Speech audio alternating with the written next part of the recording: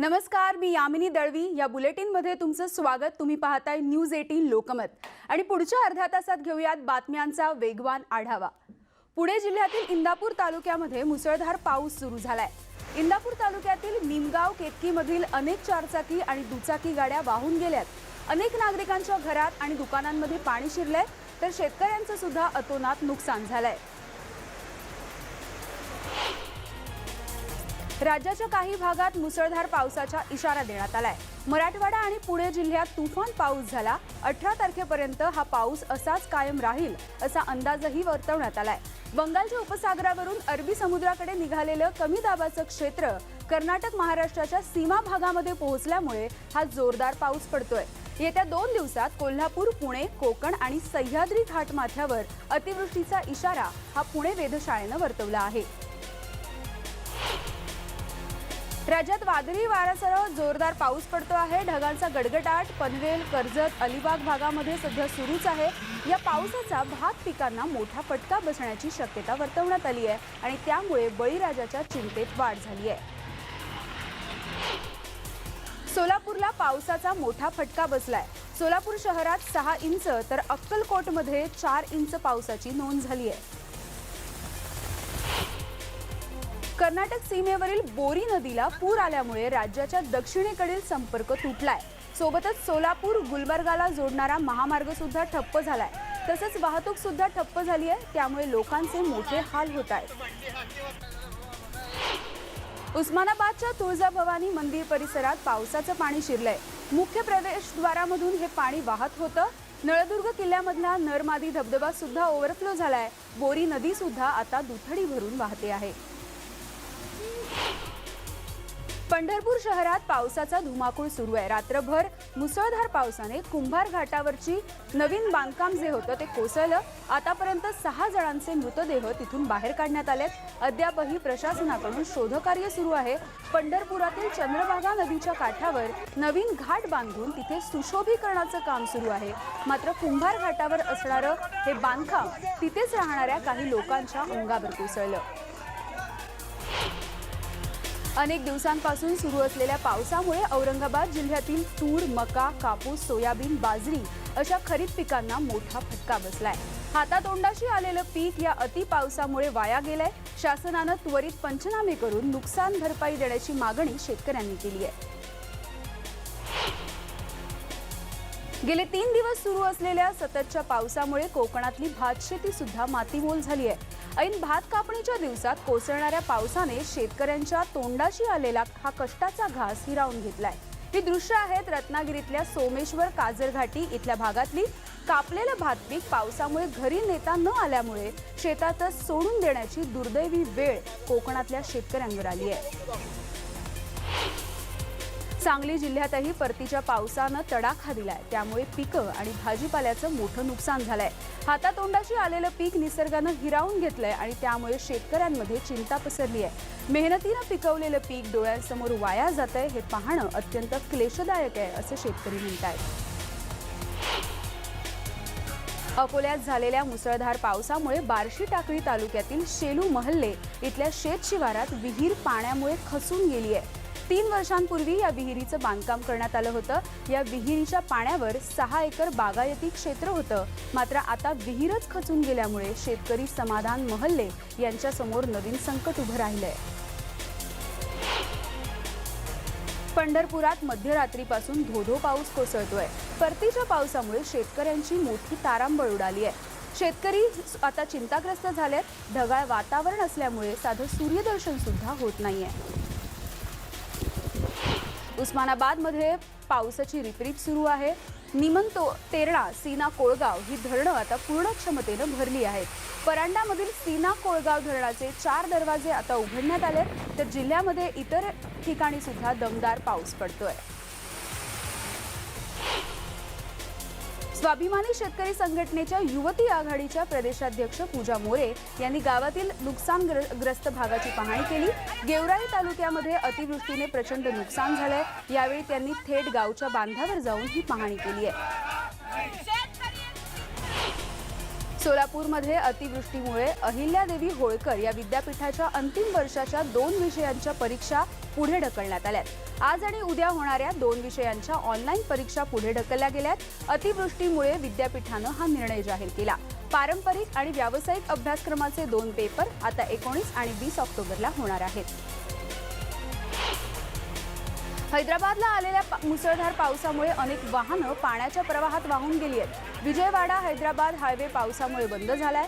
शहरात वेगवेगळ्या ठिकाणी 3 घटनांमध्ये 12 जणांचा मृत्यू झालाय। हैदराबादमधील अनेक भागामध्ये रस्त्यांना नद्यांचं स्वरूप आलेलं बघायला मिळालं। यामध्ये गाड्या सुद्धा वाहून गेल्यात तर घराघरांमध्ये पाणी शिरलंय। मुसळधार पावसामुळे आलेल्या पुरात इमारत वाहून गेली आहे। अवघ्या 2 ते 3 सेकंदात संपूर्ण इमारत ही पाण्यामध्ये कोसळली। या इमारतीमध्ये कोणी अडकलं होतं का, कोणी जखमी आहे का याबाबत मात्र अद्याप माहिती मिळू शकली नाही। पावसाचं गेल्या 2 दिवसांपासून हैदराबादमध्ये धुमशान सुरू आहे, त्यामुळे मोठ्या प्रमाणात तेलंगणा, आंध्र प्रदेश या प्रदेशामध्ये नुकसान झालंय। तेलंगणाचे मुख्यमंत्री के चंद्रशेखर राव आणि आंध्र प्रदेशचे मुख्यमंत्री वाय.एस. जगनमोहन रेड्डी यांच्याशी पंतप्रधान नरेंद्र मोदी यांनी फोनवरून चर्चा केली आहे। या दोन्ही राज्यांमध्ये मुसळधार पावसामुळे गंभीर परिस्थिती निर्माण झाली आहे। अशा परिस्थितीत केंद्र सरकार या राज्यांना आवश्यक ती सर्व मदत करेल असं आश्वासन मोदींनी दिलं आहे। गेल्या 6 महिन्यांपासून ठप्प असलेली मुंबई मेट्रो सुरू करण्यास अखेर राज्य सरकारने हिरवा कंदील दिलाय। त्याचबरोबर अनलॉकच्या आणखी अटी सुद्धा शिथिल करण्यात आल्यात। 19 ऑक्टोबरपासून मेट्रो सुरू करण्यासाठी परवानगी देण्यात आली आहे। सकाळी 8:30 वाजल्यापासून ही मेट्रो सुरू होणार आहे। मेट्रो पाठोपाठ 18 तारखेपासून मोनो रेल सुद्धा सुरू करण्यात येते। लोकल मात्र सर्वसामान्यांसाठी सध्या बंदच राहणार आहे।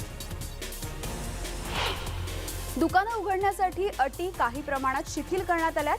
यापुढे दुकानं ही सकाळी 9 ते रात्री 9 वाजेपर्यंत खुली ठेवता येणार आहेत। शिक्षण क्षेत्राबद्दल महत्त्वाचा बदल करण्यात आलाय।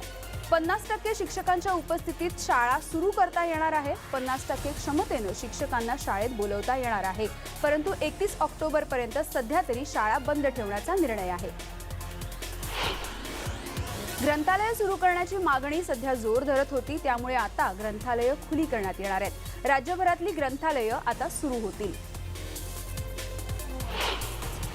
आठवडी बाजार सुद्धा आता सुरू होणार आहेत। कंटेनमेंट झोन शिवाय इतर ठिकाणी आठवडा बाजार सुरू करण्यासाठी परवानगी देण्यात आली आहे। राज्यात मंदिरं उघडण्यात यावीत या मागणीसाठी भाजपनं राज्यभरात आंदोलन केलंय। या संदर्भात अनेक संस्थानांच्या शिष्टमंडळांनी मुख्यमंत्री उद्धव ठाकरे यांची भेटही घेतली आहे, परंतु मंदिरं उघडण्याबाबत या नियमावलीमध्ये कोणतीही घोषणा सध्या तरी करण्यात आलेली नाही। मंत्रिमंडळाच्या बैठकीत महत्त्वाचे निर्णय घेण्यात आले आहेत। नव्याने निर्माण करण्यात आलेला राज्य निवडणूक विभाग रद्द करण्याचा निर्णय घेण्यात आलाय। डाळीसाठी दर नियंत्रक विधेयकाचं प्रारूप मागे घेण्याचा निर्णय घेण्यात आलाय, त्यामुळे डाळींच्या किमतीमध्ये वाढ होण्याची शक्यता आहे। मान्यताप्राप्त खासगी शाळा, प्राथमिक, माध्यमिक आणि उच्च माध्यमिक शाळा यांना 20% अनुदान देण्याचा प्रस्ताव मंत्रिमंडळाच्या बैठकीत मंजूर झालाय। त्यामुळे 43,511 शिक्षकांना याचा फायदा होणार आहे। तर याकरता 345 कोटींचं बजेट लागणार असल्याची माहिती शालेय शिक्षण मंत्री वर्षा गायकवाड यांनी दिली आहे। राज्यात झालेल्या पावसामुळे मोठ्या प्रमाणावर पिकांचं नुकसान झालंय। मंत्रिमंडळाच्या बैठकीत तात्काळ पंचनामे करण्याचे आदेश देण्यात आले। विजय वडेट्टीवार यांनी यासंबंधीची माहिती दिली आहे। ओबीसी समाजाचे प्रश्न सोडवण्यासाठी मंत्रिमंडळाची उपसमिती स्थापन करण्याचा राज्य मंत्रिमंडळाचा निर्णय घेण्यात आलाय। या उपसमितीमध्ये छगन भुजबळ, विजय वडेट्टीवार यांच्यासह एकूण 6 जणांचा समावेश आहे। ही समिती ओबीसी समाजाच्या मागण्यांचा पाठपुरावा करणार आहे। फडणवीस सरकारची अत्यंत महत्त्वाकांक्षी योजना म्हणून ओळखल्या जाणाऱ्या जलयुक्त शिवार योजनेची एसआयटी मार्फत खुली चौकशी करण्यात येणार आहे। राज्य मंत्रिमंडळाच्या बैठकीमध्ये हा निर्णय घेण्यात आलाय। मोठा गाजावाजा केलेल्या जलयुक्त शिवार योजनेवर कॅगनं ताशेरे ओढले होते। त्यानंतर राज्य सरकारनं या योजनेच्या चौकशीचा आदेश दिलाय। जलयुक्त शिवार योजनेत शास्त्रशुद्ध पद्धतीनं काम केलं नसून त्यासंबंधी 700 तक्रारी आल्याचं जलसंधारण मंत्री शंकरराव गडाख यांनी सांगितलंय। यात गंभीर भ्रष्टाचार झाल्याची शक्यता वर्तवण्यात येत असून चौकशी कशी करायची हे 2 दिवसात ठरणार असल्याचंही त्यांनी सांगितलंय। कॅगनं घेतलेल्या आक्षेपांवर चौकशी करण्याचा आमचा मानस असल्याचं जयंत पाटील यांनी सांगितलंय। भाजपनं घाबरण्याचं कारण नाही, कामाबाबत चौकशी होणार आहे असा खोचक टोला सुद्धा जयंत पाटील यांनी लगावलाय।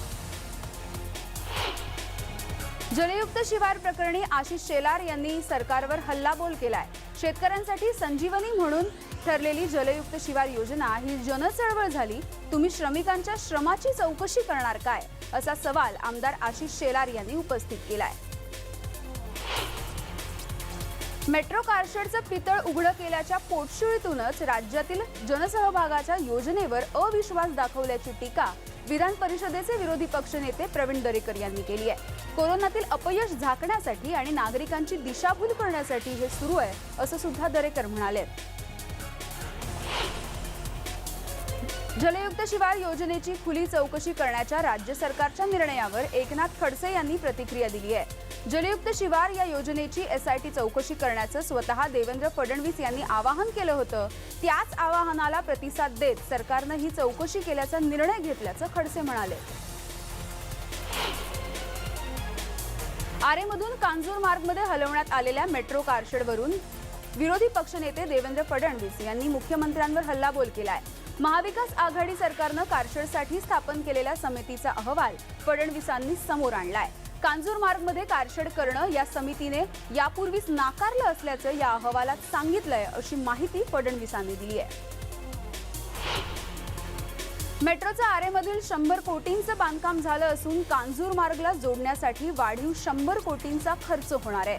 त्यामुळे एकूण 200 कोटींचा बोजा राज्य सरकारवर येणार आहे। शिवाय आता नव्या मार्गाला सुद्धा मंत्रिमंडळाची मंजुरी आवश्यक आहे। माजी मंत्री एकनाथ खडसे हे राष्ट्रवादीमध्ये प्रवेश करणार याबाबत राजकीय वर्तुळामध्ये सातत्याने चर्चा होत असताना खडसे यांनी यावर प्रतिक्रिया देण्याचं टाळलंय। मात्र खडसेंवर होत असलेल्या अन्यायामुळे त्यांनी पक्षांतर करावं अशी मागणी कार्यकर्त्यांकडून केली जाते।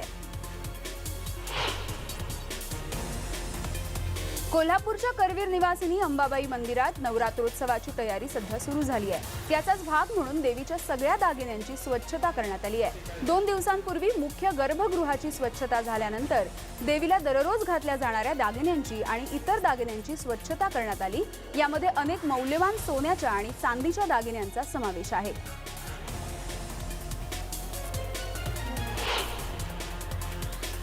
बुलेटिनमध्ये वेळ झाली आहे एका छोट्याशा विश्रांतीची। लगेचच परत येतोय, पाहत रहा न्यूज 18 लोकमत।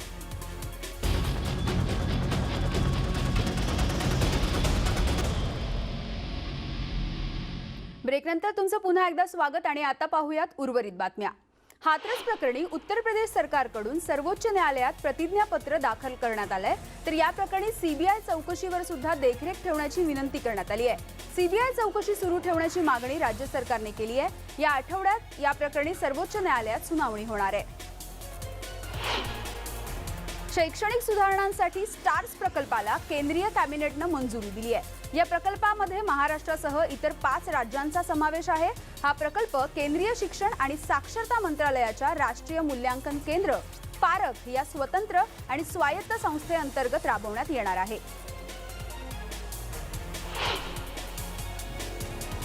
यानंतर बुलेटिनमध्ये वेळ झाली आहे आज इथेच थांबण्याची। पाहत रहा न्यूज 18 लोकमत।